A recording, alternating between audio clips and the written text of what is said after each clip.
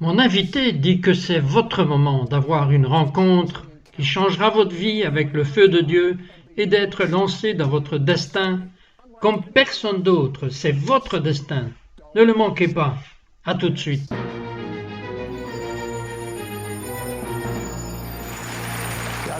Le docteur Jennifer Miskoff a un doctorat en histoire du réveil de l'université de Birmingham au Royaume-Uni.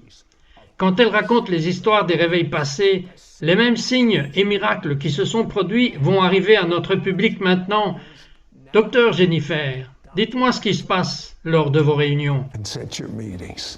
Oh, c'est incroyable, cite, quand je parle de Carrie Jupp Montgomery, qui a été la pionnière des premières maisons de guérison et a eu une guérison incroyable. Les gens ne savent pas ce qu'était une maison de guérison. Donc c'était un endroit dans les années 1800 parce que vous n'étiez pas autorisé à prêcher la guérison dans l'église à l'époque. Ils entraient donc dans une maison et ils enseignaient et priaient pour la guérison. Et elle a donc été la pionnière des premières maisons de guérison. Et donc chaque fois que je raconte son histoire littéralement, les gens sont guéris ou baptisés dans le Saint-Esprit. C'est presque à chaque fois que je parle du renouveau gallois que les gens seront délivrés. La gloire de Dieu vient, mais je dois vous parler du réveil de la rue Azusa, parce que c'est l'un de mes réveils préférés, et j'ai vu des choses folles se produire avec cela. Je me souviens que je l'ai partagé dans une école du ministère du nord de la Californie où il y avait environ 1 millier d'élèves. Et j'ai commencé à partager l'histoire, et après 10 minutes, l'Esprit Saint a appréhendé tout le groupe, et je me suis mis à genoux. Je ne pouvais pas continuer à parler. Les gens ont commencé à venir devant, allongés sur le sol. Vous pouviez juste entendre les gens crier pour plus du Seigneur, et j'ai reçu un témoignage de quelqu'un plus tard qui a dit qu'il était là, et que lorsque cela se produisait, et que la présence et la gloire de Dieu arrivaient, il se sentait gelé de froid, comme de l'eau froide glaciale dans son bras droit, qui est entrée dans sa poitrine, dans sa gorge, et puis il a ressenti cette liberté qu'il n'avait jamais ressentie. Avant de commencer à adorer, la présence de Dieu a augmenté, et il s'est comme accroché à la chaise devant lui. Puis, parce que je n'avais pas pu finir de parler de la rue Azusa, parce que la gloire de Dieu est entrée, ils m'ont invité à revenir plus tard pour continuer. Et j'ai encore raconté l'histoire plus en profondeur. Et puis, il a partagé le témoignage de ce qui s'était passé la deuxième fois qu'il était là-bas. Il n'avait jamais entendu la voix audible de Dieu. Il n'avait jamais rencontré l'Esprit Saint auparavant. Et alors qu'il a entendu ces histoires, il a entendu en fait la voix audible de Dieu, l'appelant à être un revivaliste. Il a dit que c'était un moment qui a changé sa vie et qu'il n'a plus jamais été le même. Je crois que beaucoup de nos spectateurs vont vivre des moments qui vont changer leur vie. Mais vous avez vraiment attiré mon attention sur quelque chose que je veux entendre à propos du pasteur borgne afro-américain qui s'est assis dans la chair avec une boîte en carton sur la tête jusqu'à ce que la gloire de Dieu apparaisse. Et il pouvait être avec toute la congrégation là-bas pendant des heures, parfois 3 heures avec cette boîte couvrant sa tête. Et il a dit « Je ne l'enlèverai pas jusqu'à ce que la présence de Dieu se manifeste ». Cela s'appelait le réveil de la rue Azusa, que Jennifer a mentionné plus tôt, qui a eu lieu en 1906. J'ai interviewé un homme qui vivait avec un groupe de femmes âgées en tant que jeune personne qui était dans ce réveil. Il a décrit que le nuage de gloire était si épais lors de la réunion que les enfants y ont littéralement joué à cache-cache. Jennifer, expliquez certaines des choses que vous avez étudiées et entendues, et j'attends une démonstration pendant que vous écoutez certaines des choses qu'elle a vues et entendues vont vous arriver.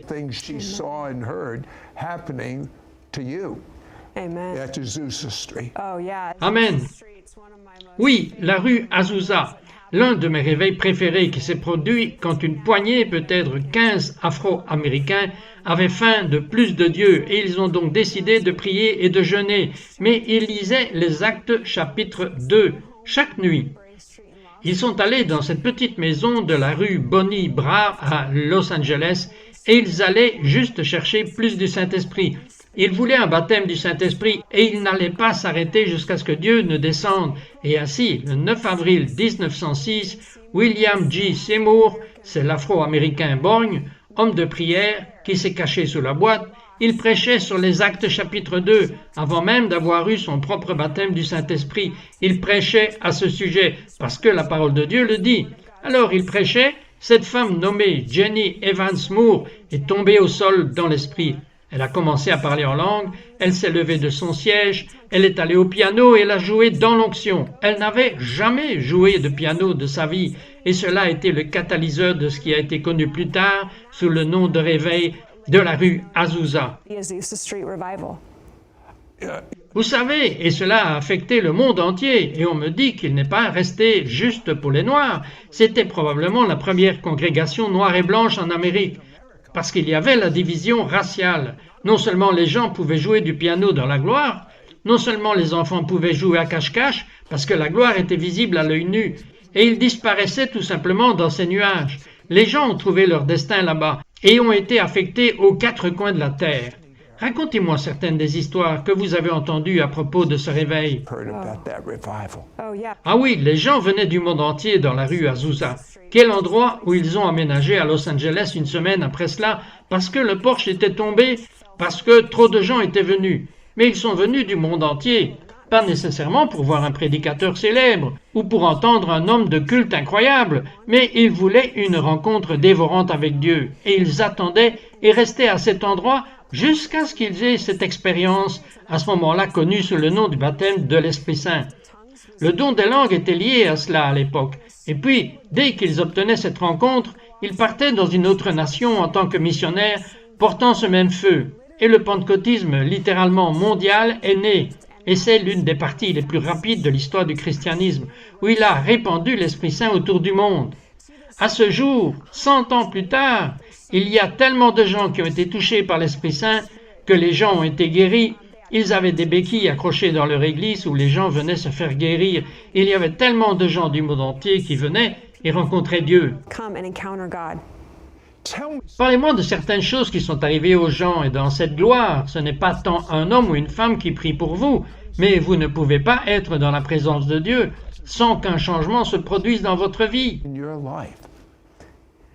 Oui, il y avait des gens qui étaient guéris du cancer, des rhumatismes, les dettes des gens étaient supprimées et payées. Je pense que l'une des parties les plus profondes de cela était cette chose appelée le baptême du Saint-Esprit. Ces gens qui avaient été chrétiens toute leur vie ne savaient pas qu'il y avait plus. Et puis, lorsqu'ils ont réalisé qu'il y avait plus qu'un aller simple pour le ciel, qu'ils pouvaient rencontrer l'Esprit Saint d'une manière puissante, ils ont commencé à prier pour les malades, voir les gens guéris. Ils ont commencé à se déplacer avec des signes et des miracles qu'ils ne savaient même pas qu'ils étaient accessibles après avoir eu cette rencontre dévorante avec l'Esprit Saint. Maintenant, vous dites que les choses aujourd'hui sont similaires à ce qu'elles étaient au début des années 1900, lors du réveil de la rue Azusa. Qu'entendez-vous par là? Eh bien, Frank Battleman était un intercesseur pendant le réveil. Il a donné une citation dans les années 1900. Il a dit que la Pentecôte frappe à la porte, que le réveil de notre vie est au coin de la rue. Des héros surgiront de la poussière au travers des circonstances obscures et méprisées, dont les noms seront blasonnés sur la page éternelle de la renommée du ciel. Et il parle de ce mouvement massif de Dieu à venir. Et comme j'entends ce qu'il prophétisait juste avant le réveil de la rue Azusa, cela ressemble à la même chose aujourd'hui, n'est-ce pas? Comme après 2020, n'est-ce pas? J'ai l'impression que la Pentecôte frappe à nouveau à nos portes. Je le dis depuis 10 ans maintenant que quelque chose de si merveilleux arrive et que cela commence à éclater partout. Mais vous avez parlé, à peu près même à cette époque, il y avait beaucoup d'anarchie. Commentez cela. Je veux dire qu'il semble, comme aujourd'hui, si vous regardez, où était le monde à l'époque, ils avaient besoin d'un mouvement de Dieu. Et aujourd'hui, n'avons-nous pas besoin d'un mouvement de Dieu? Plus que jamais, je pense que le réveil est la seule réponse. Le seul espoir que nous ayons est que Dieu vienne et fasse un nouveau travail dans nos cœurs, et nous ravive, et nous rafraîchisse, et nous réveille à nouveau, afin que nous brûlions pour lui. Trouvez un mouvement de réveil de Dieu de plus qui est l'un de vos favoris, et parlez-moi juste quelques instants à ce sujet. Une fille de 16 ans, en 1903, son nom est Florie Evans. Elle a dit « J'aime Jésus-Christ de tout mon cœur » et qu'un acte d'amour radical était le catalyseur qui aurait plus tard un impact sur un homme nommé Evan Roberts, qui aurait plus tard un impact sur le réveil gallois, 100 000 personnes sauvées en moins de 6 mois. C'était un réveil marqué par la prière, le témoignage et l'adoration, où ils ont fait de la place pour l'Esprit Saint. Ils ont juste coulé avec dans l'Esprit Saint. Ce qui a fait que les Bibles de la transformation sociale se sont envolées des étagères. Je veux dire que les ânes ne pouvaient même pas faire leur travail parce que les mineurs leur donnaient des coups de pied. Quand ils n'étaient pas sauvés, ils étaient sauvés. Et maintenant, ils sont doux et gentils. Je veux dire que c'était en fait incroyable ce que Dieu a fait et ce qui a influencé et aidé à catalyser le réveil de l'histoire d'Azusa Street. J'ai hâte de voir ce qui va se passer un peu plus dans ce programme parce que nous venons d'avoir un invité et la présence de Dieu vient d'augmenter. La passion de Jennifer est de regarder des gens comme vous dans leur destin, dans le surnaturel, et elle a découvert que la clé numéro 1 de presque tous les réveils de l'histoire est la fin de Dieu, et cultiver la fin de Dieu par le jeûne vous catapulte dans le réveil. Le type de jeûne le moins compris et le plus puissant, et vous n'en avez jamais probablement entendu parler, c'est le feu rapide. J'ai hâte que vous entendiez ce qui va vous arriver dans le feu. Nous sommes de retour dans un instant. The fire. Be right back. We will be right back to It's Supernatural.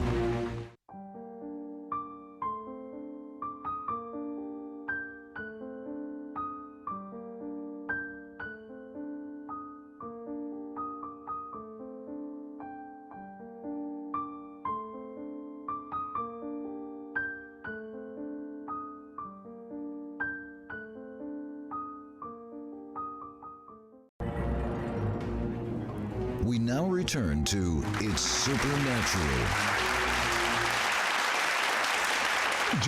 Jennifer, une autre histoire rapide sur la rue Azusa. Je n'entends jamais assez parler de ce que Dieu a fait, en ce sens que cela a commencé avec un pasteur afro-américain, borgne, et quelques afro-américains, et cela s'est propagé dans le monde entier. Parlez-moi-en encore rapidement. Tell me one more quick. Alors, je faisais juste des réunions sous tente dans le Kentucky il y a quelques mois dans un endroit où le réveil de la crête de Cannes et le grand réveil ont vu le jour, et je partageais l'histoire du réveil du Kentucky. Puis j'ai décidé d'y ajouter l'histoire de la rue Azusa en plus de ces histoires. Et dès que je l'ai fait, un homme qui regardait a commencé à trembler comme s'il avait été élu, comme s'il était électrocuté. Et les gens ont commencé à venir devant, même si je ne les avais pas invités. Ils se sont allongés, prostrés, et il y a de la boue. Ils sont littéralement à genoux. I heard it. J'ai entendu dire qu'il pleuvait. Dans la boue, parce qu'ils voulaient plus de Dieu. Je n'avais jamais vu cela, et j'étais marqué et ému. Et cela m'a inspiré, même juste de voir leur faim. C'était incroyable. See their hunger. It was incredible. À quel point le jeûne est-il important dans la plupart des grands mouvements de Dieu dans l'histoire du monde? À quel point? The world. How important. Well, Je ne sais pas si vous le savez, mais le réveil d'Azusa Street est né lorsque William G. Seymour et quelques-uns de ses amis étaient en jeûne depuis 10 jours. Et c'est fou car un siècle plus tard, nous vivons toujours dans l'élan d'un jeûne de 10 jours qu'un petit groupe de gens ont continué. Ça, c'est incroyable. that's incredible. Tell me. Parlez-moi d'autres que vous connaissez. Most La plupart des réveils ont été marqués par la faim et la façon dont vous avez faim lorsque vous jeûnez, et donc je suis sûr que vous pourriez probablement retracer la plupart des réveils pour lesquels Evan Roberts a prié et jeûné pendant 13 ans pour un mouvement de Dieu, jusqu'à ce qu'il voie enfin un mouvement de Dieu en 1904. Et il se rendit compte que ce pourquoi il avait prié toute sa vie était finalement venu lorsqu'une poignée de personnes ont été sauvées. got saved. I understand. Je comprends que l'une des personnes qui vous a encadré est l'un des vrais héros de la foi, Heidi Baker. Que s'est-il passé quand elle a jeûné? When she fasted. Oh, she was. Oh, elle était, je crois, dans un jeûne de 5 jours à l'adolescence quand Dieu l'a appelée en Afrique, en Angleterre et en Asie. Elle a reçu son appel déterminant pendant un jeûne au début de sa vie.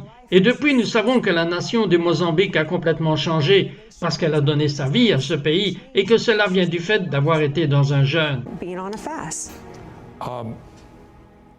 Jeûner est tellement incompris, Jennifer. Je vous disais qu'en tant que jeune croyant, je jeûnais. Je voulais plus de Dieu. Je m'attendais à du tonnerre, des éclairs, de la pluie, au moins une voix audible, et rien. Est-ce que mon attente était fausse? Qu'est-ce qui s'est passé? Thunder, lightning, rain. At least an audible voice said, nothing. Was my expectation wrong? What happened? Vous savez que c'est drôle, même Heidi Baker partagera dans son livre qu'elle n'a pas vu vraiment beaucoup de choses dans son jeûne. C'est généralement avant ou après. Je n'ai personnellement pas vécu ces choses folles non plus. Mais l'élan et ce que j'ai vu après un jeûne a changé ma vie. Je suis littéralement dans l'élan aujourd'hui de ce que j'ai jeûné il y a 10 ans. Et les fruits des ministères sont toujours nés après un jeûne. Donc je pense qu'à tout moment, si vous jeûnez, Dieu fait toujours quelque chose si vous le faites avec les bons motifs, et vous aurez les bons résultats. Cela peut prendre beaucoup de temps, avant même d'entrer dans les récompenses, mais quelque chose se passe toujours. Step into the rewards, but something is always happening. There are different Il y a différents types de jeûnes. Ce n'est pas seulement la nourriture. Donnez-moi quelques exemples de jeûnes que les gens font et que Dieu honore. that God honors.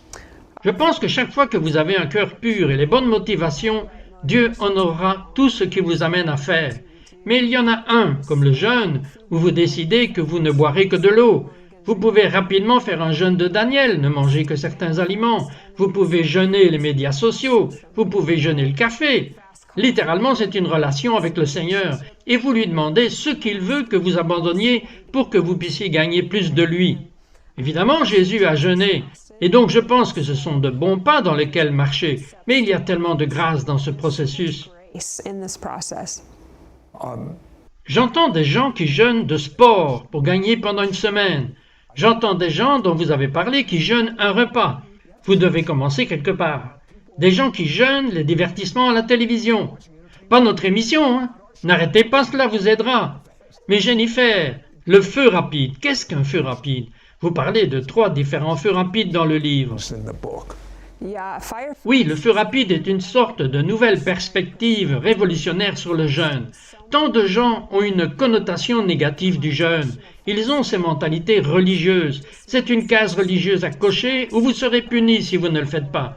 Il y a condamnation, mais le jeûne du feu n'est qu'une réintroduction au jeûne. C'est une invitation à une plus grande intimité avec Jésus. Il concentre notre attention et notre affection sur l'amour de Jésus, le rencontrer, l'adorer. Ce n'est pas nécessairement jeûner pour gagner quelque chose ou faire une percée. C'est jeûner pour gagner Jésus. Et les 3 différents types de feux rapides que je passe en revue dans le livre sont le feu rapide de l'intimité. Je pense que le plus important lorsque nous jeûnons est uniquement de se régaler du Seigneur et de se rapprocher de lui.